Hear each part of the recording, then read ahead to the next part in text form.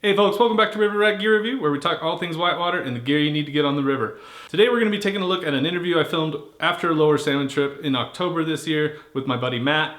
We're discussing today Rafts versus Catarafts. What are some of the pros and cons between each of them, and which one should you buy based on your needs? So let's jump right in and check it out.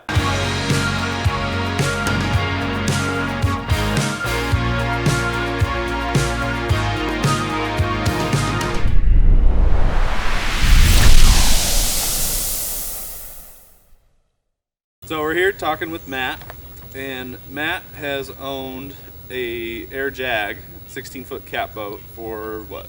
Oh, 5 years. 5 years? Yeah. So we just did a trip on the lower salmon, 6 days, and I let him run my 16-foot air raft. And so just want to get some opinions on your thoughts. Like, you've owned both. You own a raft, you also own the cat boat. Primarily you run the cat boat on most multi-day trips. And now experiencing 6 days with the raft, what are your thoughts, pros and cons between the two crafts? Oh, thanks for letting me run the raft. Great Yeah, little sure. experience. Both of them were, they're great for taking on the multi-day trips. One of the things about the raft immediately I noticed is my feet are dry. I have a mesh floor on the cat, so constantly getting splashed. A lot of people run their cat without a floor at all, so nothing to stand up on. You're rolling into a rapid and you want to get a better look. Easy to stand up and peek over the horizon line, see what's coming up. You drop something, it's floor is obviously a huge difference. Also, the amount of gear we can pile into that raft. We had the Pacific River bag hooked up, piling things in. Had 2 passengers on the raft. 2 passengers even on our 16-foot cat can get a little bit tight for seating and gear-wise. Yeah. And you kind of have your cat boat set up pretty, like it can take a decent amount of gear, the way it's set up with the frame and everything. But, for sure. Yeah, it's if we were to load just 2 boats up the same, another big difference is the amount of drift in the water, or how deep it's sitting in the water. A couple times rolling over some cobble bars, I'm saying, if I was in my cat, I would expect the tube to get pinched on a rock and bump over it. Whereas on the raft, a few inches of water and we floated straight over. No problem. So yes, I think the raft, sat a little higher in the water. One of the things on the cat though, it does have that open spot in between the tubes. Whereas if you're gonna roll over a rock or you see a shallow spot and you can line it up right, you can scoot right over it without any issue. Another nice thing on the cat, I feel like it's got a quicker turn, and maybe that's just because there's less, surface area in the water. You can pinpoint turn a little bit. Faster. Yep, quick pivots. And you can get going pretty quick. Once you get it moving, it's going. Or you get a little bit more acceleration. Another raft probably keeps up just the same once you pick up the acceleration. But kids love riding on the cat.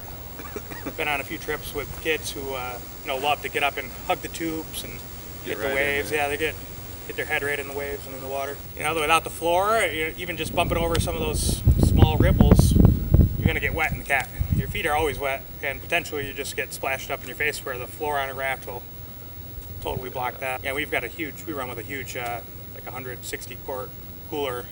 That's right, yeah. And, that blocks a lot of the waves, but you're still getting splashed more than you would in the raft. Yeah, at the end of the trip, one positive on the cat is how easy it is to clean it off, dry it off.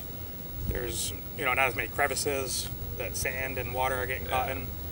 So, but then on the same time, if you don't have a trailer, it's you got to de-rig it, and you're dealing with all the straps. Yeah, it's definitely a bit of more setup and like tweaking with the straps and stuff if you've got those to get the cat tubes where you need them to be on the frame.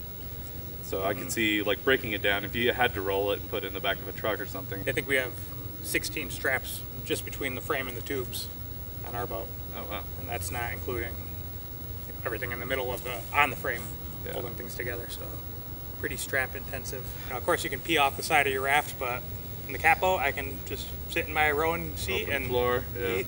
My wife, can lean off of the front or the back side very easily and pee right in the water.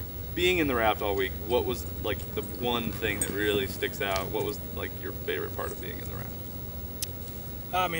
Probably the dry feet, being able to walk around the raft without worrying about dropping something in the water, and just the amount of space and storage for myself plus 2 passengers. Just huge difference. Another good thing about the Cat is if you fall off or jump in the water, it's pretty easy to climb back on it. You're able to grab the frame, use the frame to you can get your foot up on the frame pretty easily and climb back in. Where I had, you can push yourself up on the raft, but I got ran over this week.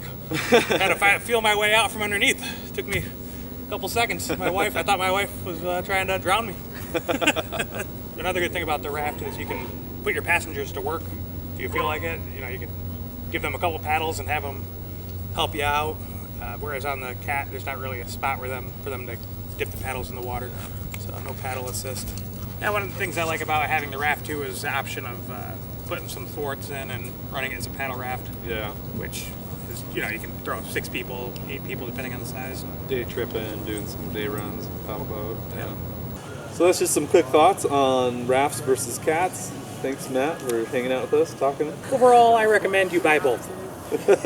More boats, the better. That's just a quick discussion with rafts versus cats, some pointers, some pros and cons of each. And depending on really what your needs are, one or the other might fit you a lot better depending on what you're trying to actually do with it. So if you found this helpful, please hit that like button, subscribe to the channel, and we'll see you on the next one.